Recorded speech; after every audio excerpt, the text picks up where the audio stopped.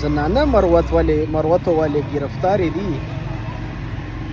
شرم پکار ده د مروت قومي جرګې ته او زه وایم چې جانو ته د کډي وکیندي زمدي د جونونه په چې شخ کی. وعلیکم ورحمت الله وبرکاتو. ملګرو نن چې کومه جرګه اوس له تاسو ته ټول مخې ته رڼا پرېوتله چې اپریشن په نام باندې هسې ده بوغز نارې چې مروت قومي جرګې کولې چې اپریشن کیمپونه تیار دی. یوه ده بله اصل مقصد دا و چې د عوام نه موږ ویرسلي یو، عوام موږ مسترد کړي یو. چیرې د عوام مخې چې که چیرې خپل ساګ مو بحال که خو دغسې ساګ نه بحال کېږي. نن شیر افضل خان او نور ملګرو ډېر ګڼ شمېر خلکو ایم پی ای وغیره نن چې کوم میټینګ وکړه آرمي سره نو هغې چې اپریشن افوای چې کومه وه هغه وویلې چې دا درواغ دي او ټول قوم ته مخې ته کړه چې نه کیمپ شته نه اپریشن شته. نو دا مروت قومي جرګې هسې زیاتی او ظلم کړه او قوم سره چې په اپریشن په نام باندې خلک ډارول.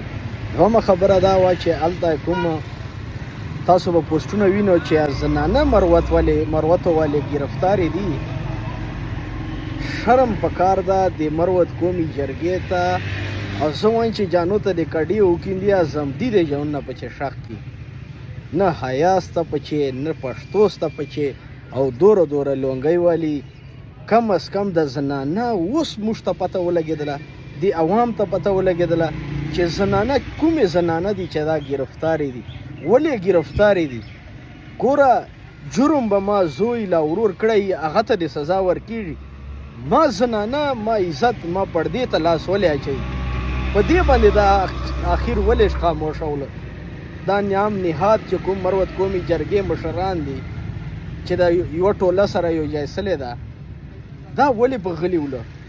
اول خو سوال عوام ته د لکي مروت خلکو ته ور سوال دا دی په دې مشرانو وکړي چې پته وه ورته او موږ عوام ته پته نه وه، موږ عوام ته اوس پته ولګېدله.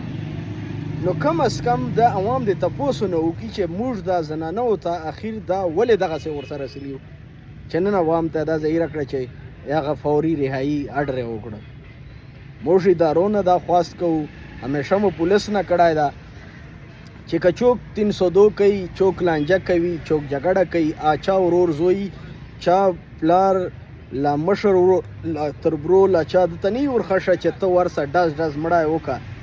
لا مور او پلار کوروالو لا ښځینو چا ته نه ورخوښ ته لاړ سه ته لانجر وکړه. دا خو یوه حادثې چې څوک دوره مست نه ده چې سله بله مړی کوي.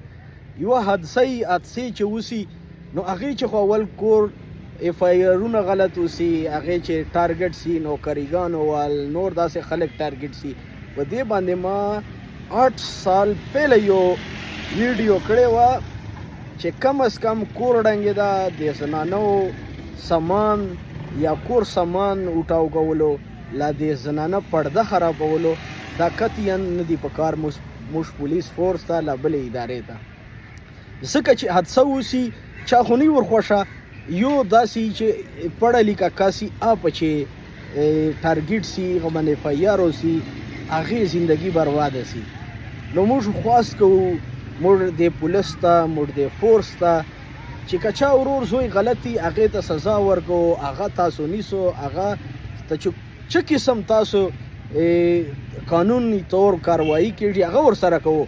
خو کم از کم موږ زنانو، موږ تورسرو او موږ د کور پرده، موږ پښتنو عزت چې کوم د زنانه ده د دې نه غټ موږ د پښتنو دپاره بل عزت نشته.